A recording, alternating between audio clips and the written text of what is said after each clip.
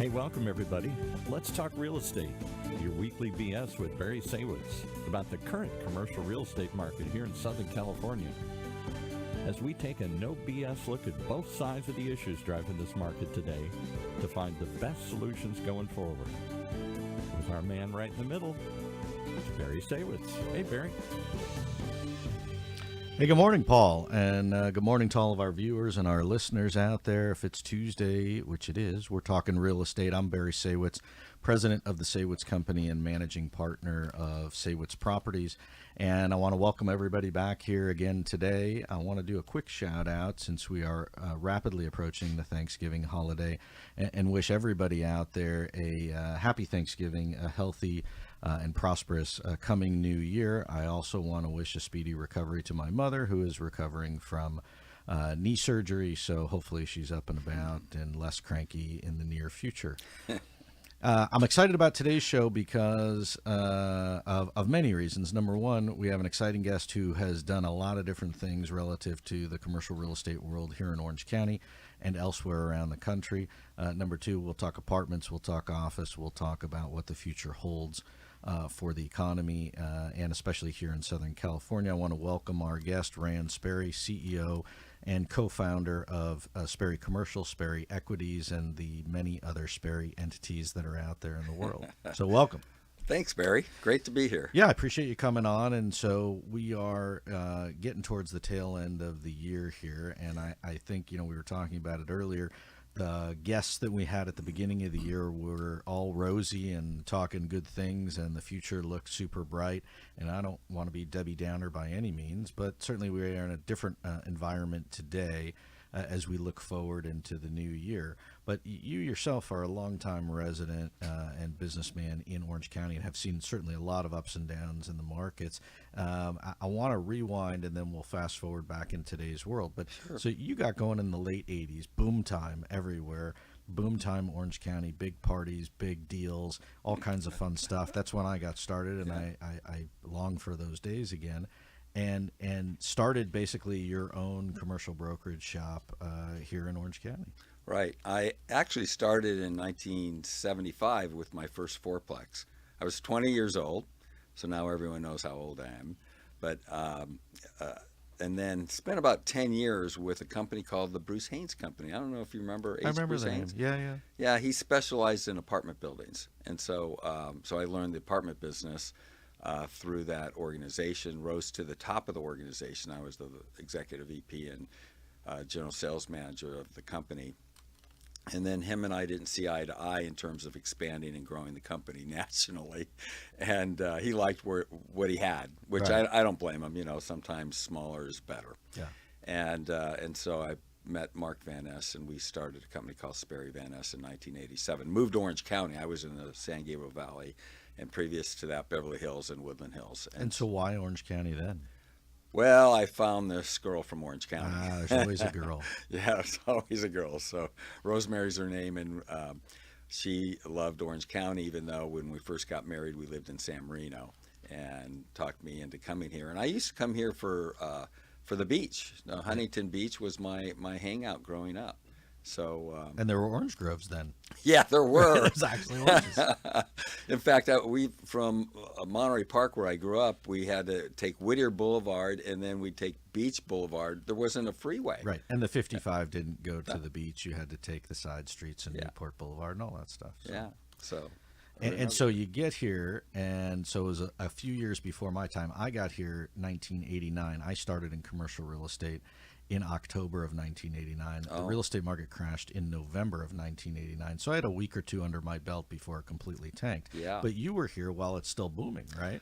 Well, yes. I mean, I moved here in 1985, and we had two or three great years. That's when we opened up SPERRY Van Ness, and it boomed for about a year, and then we had a major earthquake, as I recall, and then the stock market the next year, and we would look at each other, Mark and I, and go, "Is this an omen?" Yeah. I mean, we start this company, and two horrible things happen within 24 months. So and it really affected the business at the time, but we would find out that later things would make that look like a walk in the park. Oh, I'm sure, and especially if you look back at COVID and other things, you get past it pretty quick. But at that time, it was really brokerage, right? You were Yes. attracting other brokerage under your brokerage umbrella, and I Right. remember it was became one of the larger brokerage companies in Orange County, and then expanding outward, right? Yep, and we were, I think, number 10 in the country by 2008 or so, and I think now that individual company is probably number 7 as I looked at its rankings. And then I left, though. Mark Van Ness and I split up in 2013, so I'm no longer affiliated with Sperry Van Ness, but then started my own franchise after the non-compete, and now we're in about 25 states with 62 offices. And again, brokerage? Brokerage, Or yes. primarily brokerage? Yes. But this time it's the franchise concept as Correct. opposed to you own it all and you're directly everybody's boss, so Yeah. to speak, right? Yeah. And how is that model, A, different than just owning it yourself from a business perspective, and then B, how does that work? Is it a better model than trying to herd all the cats in the brokerage business? Because I know how that goes. It's Yeah. difficult stuff. Yeah, well, I mean, it's certainly from a management standpoint, it's much better model, and even from a risk standpoint, because you don't have the overhead, as you know, running just one office between a manager. You're running $100,000 a month in overhead very easily with each office, and in times like this, that could get dicey because just talking to a few people, and we still have our brokerage operation that we own in Orange County. And deals, we had 4 deals slated to be listed, apartment deals, this last quarter, and all the buyers decided to pull them off the market because they didn't like the cap rates creeping up, so right. they just and decided to they keep didn't them. like what you're telling them, and they're stuck Yeah. on yesterday's dollar, right? It's another wait. We'll wait and see what happens. Yeah. And so that gets dangerous, or you get nervous when you have a lot of offices like that, and you're covering the overhead. So So in this franchise model's great. So in this model, franchisee, they have their own business, Right. they have their own corporation, they run it, they pay their bills. It's not your problem, but they are under what I'm going to call the umbrella of the Sperry umbrella, right? Yeah, And you're exactly. providing buying power, you're providing technology, you're providing a national platform for them to be able to do business outside their own local market. True? Boy, you've got the elevator pitch down. Well, I'll Yes. tell you why, because we didn't talk about was in the 90s, I actually started a national brokerage company with the same thing, except that I was not as smart as you, and I decided that we were going to go around the country and we were going to get independent brokerage companies to unite under a common umbrella. And I created a company called the Core Network, where I would get up at 5 in the morning, call guys on the East Coast, convince them to join our idea.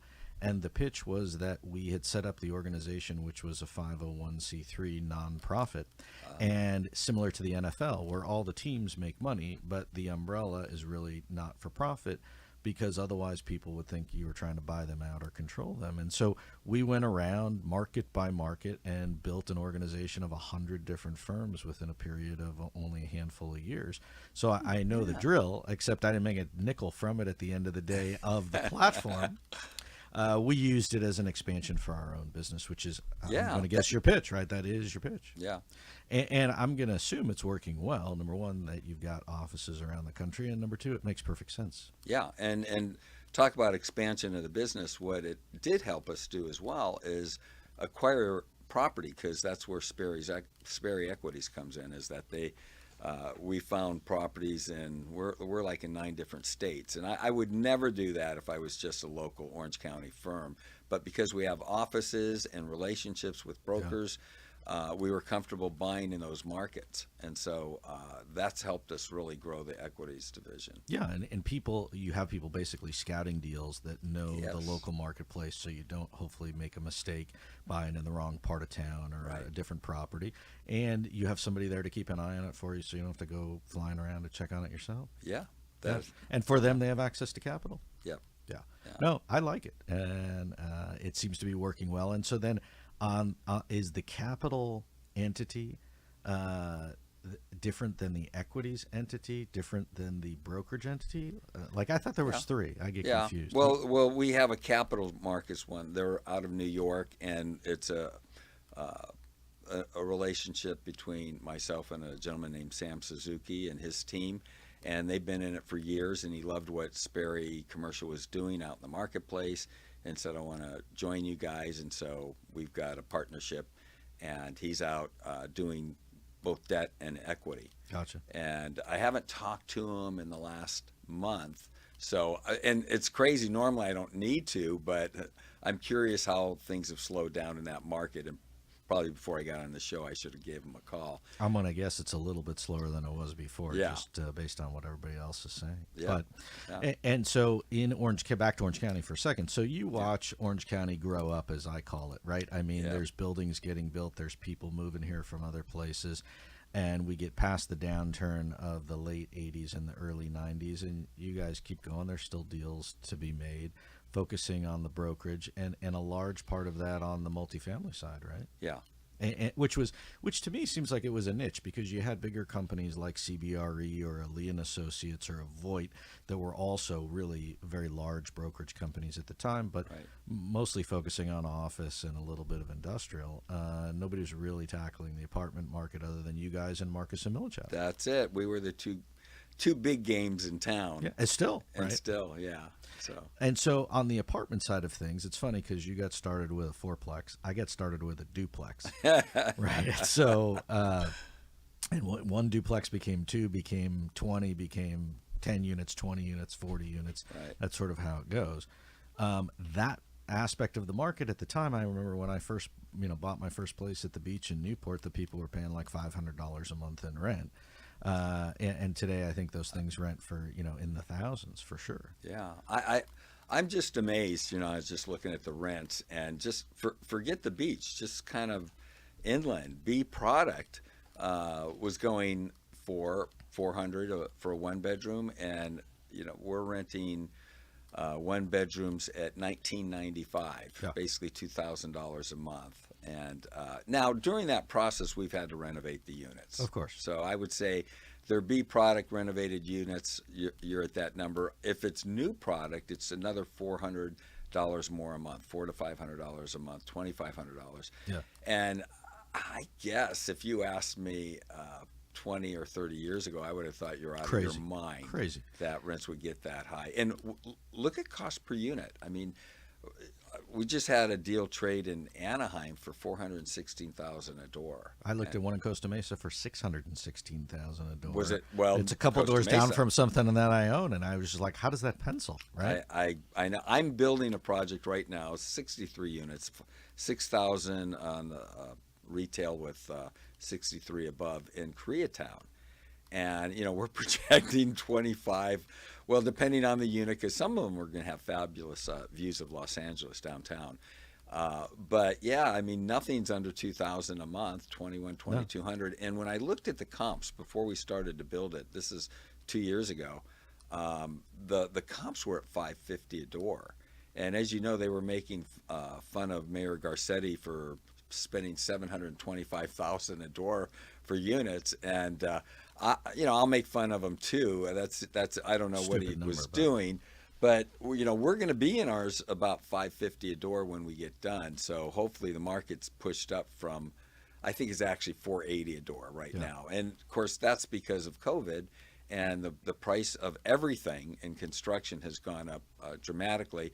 It's kind of come down. Like, for example, lumber was triple what it was before it started to rise. Now it's only double or 2.5, right? Yeah. Feel good about that. I mean, you start feeling good about that. It's like, gas gets to $6.85 a gallon, and it drops down to $5.25, and you go, Yahoo! I know. I saw $4.99. I got excited until I got closer, and it was actually a $5, and I just didn't read it properly. But it's all relative, right? I mean, so you look at the cost of housing, and in Los Angeles in particular, because it's so expensive in Los Angeles that it then, to me, trickles into Orange County, Riverside County, and other areas, because it drives the market up, because you have people coming out of Los Angeles that to them it looks cheap, at 300 or 400,000 a door when it's 5 or 600,000 a door there. And if a one bedroom in LA is 2,500 or 3,000, then 2,000 looks like, it's not that expensive. No different than people leaving California, going to Arizona and Nevada and buying up stuff and running up the prices there. I guess the question I'd have for you is it sustainable, right? And is it sustainable in the sense that if you have continued inflation and the cost of living for the average person continues to go up, at what point do they go, hey, I really just can't afford this, or I'm going to have to go do something else? And do they even have any options in today's environment? Well, there are options, but before I answer that, I'm going to go back to the question about is it sustainable? Because all I can think of is when rents hit $1,000 a month, and somebody asked me, how can they afford this? Right. How much more can they go up? So I'm going to answer that and say, I've figured out after 47 years that not only is it sustainable, but we'll be looking at $2,000 a unit as a bargain in down 10 the road. years. Right. So, but for right now, what can happen, and we saw this happen before, and that is that if you can't afford it, you go back and live with mom and dad. Okay. Or you go from a 2-bedroom to a 1-bedroom, Right. or you go Or- further from your job, or whatever you got to do. Yeah, and or you double up. Yeah. Remember the Right. doubling up, and right now that might be where we see people. So rents will probably sustain themselves in some of the markets because people will double up to afford it because they don't want to move back home with mom and dad. Yeah. So, but there are going to be certain pockets where people are going to go back home.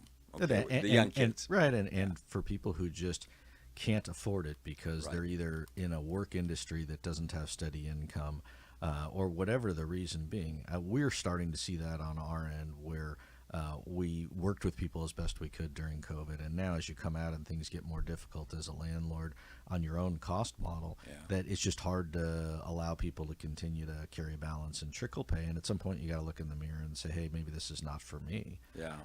And then the question becomes, is that a small percentage or does that start to become a bigger one? The difficulty is if you go out and look for another place to rent, there's not much out there. Yeah, that's the thing, is the supply is short. And the interesting thing is due to COVID and due to interest rates now, I think it's only going to get worse. The big issue was housing. Okay, so what do we do from a government standpoint is we spike the rates. Right. Now, to some degree, that is really slowing down not only housing. Well, when I say housing, multi-residential is what I'm talking about. I mean, if you're looking to build an apartment building or build for rent at the moment, those rates can scare you as you go into a construction loan, and then you're not going to know what your long-term takeout loan is. I mean, what's happened between just from June to now? Prime's gone from 4.75 to 7%. There's been 6 rate hikes. With more potentially to come? We're talking about a half a point. I mean, I don't know how much you want to bet your first duplex on the fact that it's going up a half a point in December, guaranteed. Yeah. And we'll probably see another hike in January. And the problem is that the rates can't go up quick enough to fight off inflation. So it's kind of like we're going to overstep, I think, on the interest rates, which I don't understand. These guys are supposed to be, Jerome Powell should be smarter than you and I, but you continue to raise these rates. Why don't you let it cook for a while and see what happens, instead of just going crazy with the rates and turning everyone upside down and wondering, what do we do next? Should we build that project? Are rates going to come down? So by the time the project's done, we'll settle back with a decent rate. Maybe a decent rate will be 4.5% to 5%. That would probably be exciting to have again. But you'll be at 7%, right? Right now, you're going to be very quickly, I think, after the first of the year, you're going to be in the 7s. And then if you compare that on the housing market for somebody who was looking at a 3 or a 2.5 not very long ago, right? The cost of that mortgage payment for that particular individual or family has more than doubled. And so for the average person out there, it just takes that much of the market out of the market, and those people go back to renting. Yeah. So it's kind of there's arguments for how we'll have less demand for rentals and arguments for we're going to have more. Right. So and that seems, and it probably will equalize out to some degree. But I think as far as owners of multi-res right now, if I wouldn't, here I am with a brokerage company, but for 2023, I don't know that it makes sense to sell anything or to buy anything. I mean, I think we're going to have a pretty stale market or slow market here in 2023 because sellers are going to say, well, I'll sell it if I can get my 3.25 cap. But they're not going to get it. Yeah. And Right. the buyer's going to go, I'm not going to give it to you. So, and And it the doesn't broker make says, I'll sense. try, right? Yeah. What the heck? So we'll list it and we'll beat our head against the wall, and then we won't be able to sell it. And it'll be kind of a wait and see in that regard. And it's one of those tough markets. But there'll be people that will have to sell because if they've got a loan that now has come due, Yes. and the LTVs are loan to values are under 50%. They may have trouble refinancing to pay to replace their loan amount. So I see that as a big issue here in 2023. And it's like, okay, if I can't do it, then I might as well just sell the property, Just get out, and- right? and get what out I and- can. And the truth of it is, even if I can't get my 3.5 cap that I could have in yesterday's world, whatever you're doing, usually you're making money, right? You're not to the pain of the last recession, Right. where people were actually just losing all their equity. You're That's not correct. there yet, and so the other side of it too is that in today's world, if I'm a small multifamily owner and I bought a property or two, I think I'm pretty smart. I could just hold up my hand and rent the unit. I could put lipstick on it, make it a little nicer, and it'll rent, and I can Yep. get a good number. But when the market starts to cool, or when people start to either struggle to pay, or you need to actually have some depth to your own reserves, it becomes a little more challenging. And Yeah. so I think all of those things will start to, for lack of a better word, fester over the course of the next 12 months. So far, what has seemed to save the day, in my opinion, and why even though I have a degree in finance, and I heard that two quarters in a row of negative GDP, you're in a recession. One of the things that's different this time is that unemployment is so low, and that if you want a job, you can get a job. Now, layoffs are looming, especially in the tech business, but outside of that, I'm not seeing or hearing, maybe you are, Barry, of major layoffs in core business. So And I think it's coming. I think we're starting to see the people that have side jobs, and the people that have second jobs, and the people that have, I'm going to call it under the table or independent contractor jobs. That's going to start to slow down, and those people are going to start to feel the pinch. But you're right. I mean, if you need to get a job, if you want to get a job, there's a lot of places still hiring, and especially with the holidays coming up, Yeah. people need seasonal help. So you should be able to get some extra money. It'll be interesting to see. One of the things I'm curious about is how the retail numbers look and what spending looks like for this holiday season. Whether Yeah. people just don't care and they just go spend money on the holidays and presents and whatever it is that they're doing, or whether they actually start to pull back, and what those numbers look like. yeah, I don't think they've seen a negative decline in consumer No, spending yet. no. So you got low unemployment and consumer spending, two things that in a recession are negative, or unemployment's up Right. and consumer spending is negative. And so it's interesting. And if, I did an analysis in my head because I just had a meeting on a budget meeting on an apartment building on Friday. And I'm thinking, okay, we're getting $2,000 for one bedrooms and $2,400 for two bedrooms. And I'm going, but I pay our receptionist probably $50,000 a year, right? Yeah. So let's say you just had a receptionist and I don't know, somebody else, another receptionist, and they Right. live together.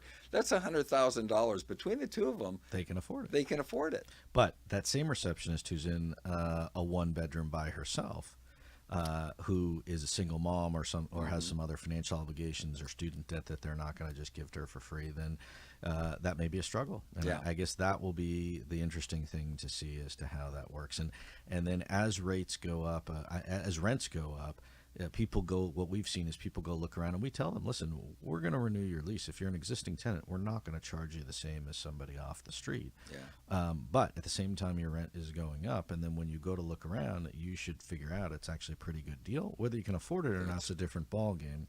And I guess that's what we'll find out coming up in the next year. Yeah, that was our comment. It's like, well, where are they going to go? We're the best game in town, and it's just going to cost them a bunch of money to move. Right. So well, look, we've only got a couple of minutes left. You and I could go at this all day. I think we'll probably have to have you come back after the first of the year and see how it starts to go, and we'll do a recap. And we didn't even get to some of the other fun stuff I wanted to talk to you about. But well, you know, I just want to make a comment about, we talk about these cap rates on apartment buildings and how we get, you know, used to 3.25. I don't know, Barry. I still pinch myself when I think about, how did that happen? How did we get so low? Yeah. I mean, when I got in the business, they were 7 and 8, Right. 9 caps. So. right, and then all of a sudden it started to go to 5 at the coast, and then Yeah. you'd go inland and you could still find 6 or 7.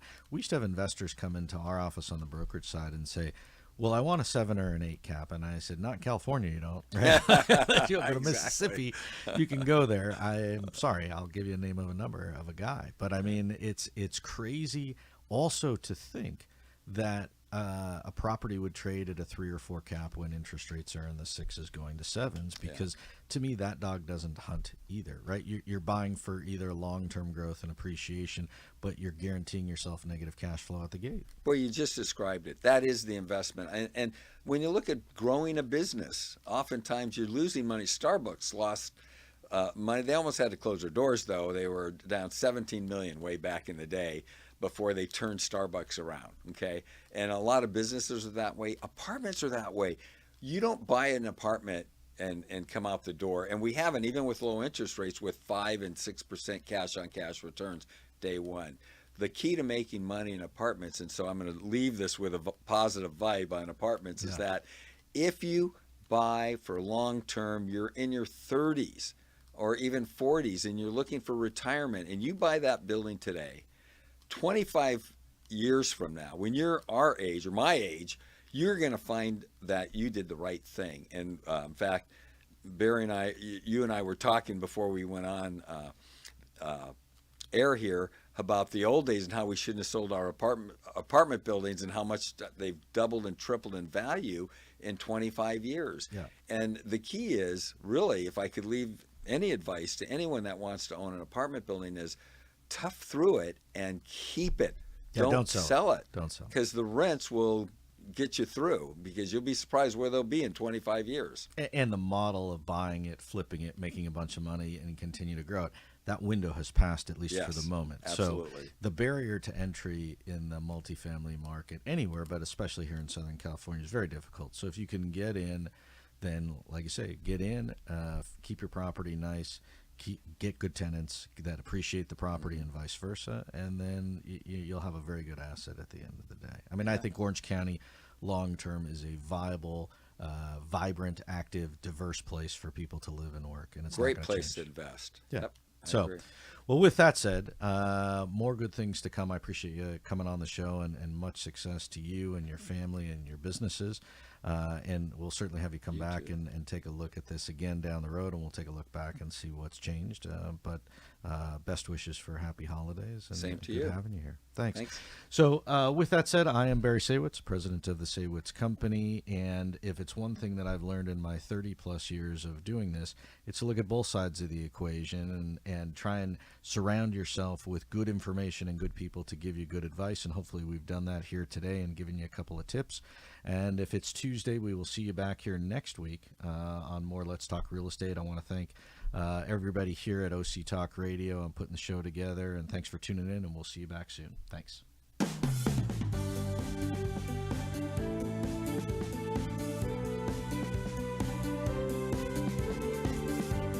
Well, there you have it. You've been listening to Let's Talk Real Estate, your weekly BS with Barry Saywitz about the current state of the real commercial real estate market right here in Southern California. On Orange County's only community radio station, OC Talk Radio, streaming live from our studio here at the University of California Irvine's Beale Applied Innovation Center.